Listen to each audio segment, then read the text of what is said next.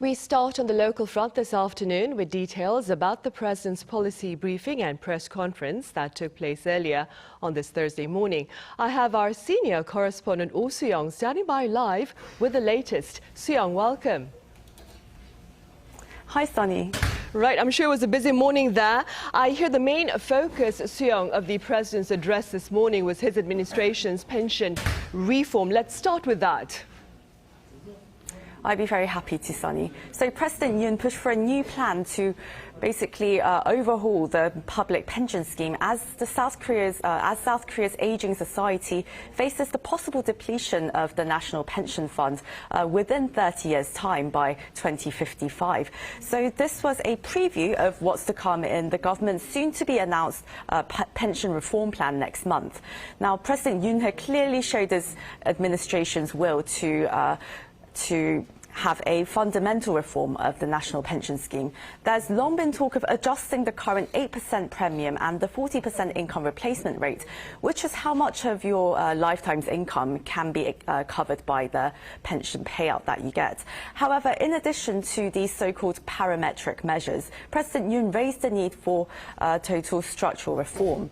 This includes introducing an automatic stabilization system that adjusts the premium and income replacement rate depending on the economic and demographic conditions and changes as they happen. He also mentioned setting different rates of increase in how much the younger and older generations pay towards their pensions to ensure generational equity, along with pension credits for those whose payments might be stalled due to maternity leave or military service. Right, and that, of course, has been the cause of some conflict, right, Soo-young, in the past? That's right. So we need to remember that when the pension system was first introduced, it was designed generously so as to encourage people to join the scheme. But it was though expected that the premium rates and the income replacement rate would decrease over time. But that hasn't happened, and there's already a growing deficit as Korean society faces a declining population now and a rapidly aging society. This means that a shrinking pool of young adults are paying for the growing burden of pension payouts for the older generation. That's why the Yoon administration believes a structural overhaul is needed for long-term sustainability. Now, it might be contentious, but the President said he won't take the easy road.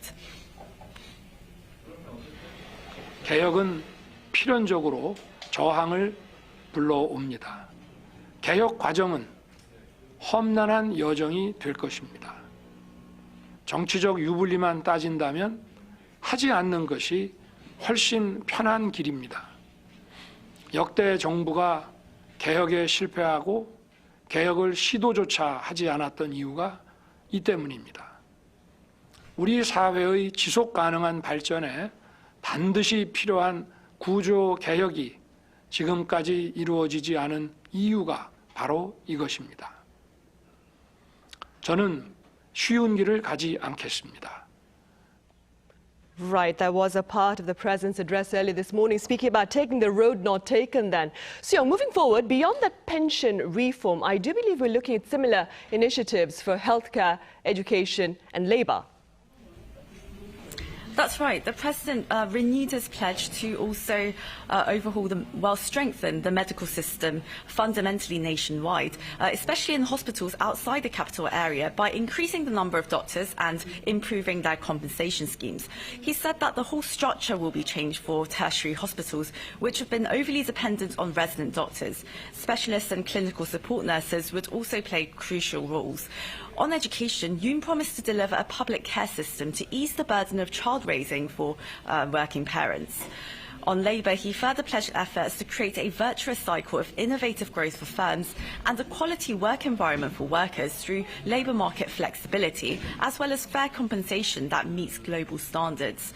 Now the +1 element of his 4+1 reforms, that's raising the chronically low birth rate, which cuts across most areas of his social reforms. Yoon said he would aim to create a work-life balance that young people desire and alleviate the burdens of childcare and housing to inspire stronger consideration of marriage and childbirth. Right, and finally, Soo-young, were you able to ask him about his North Korea policy during the press conference, Soo-young?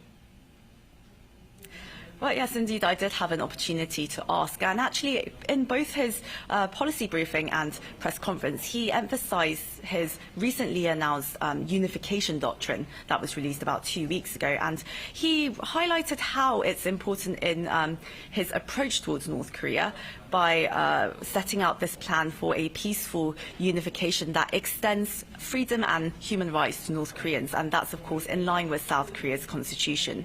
Another important question was on the future of Seoul's cooperation with Washington and Tokyo, given that the leaders of the US and Japan will be stepping down in the weeks and months to come.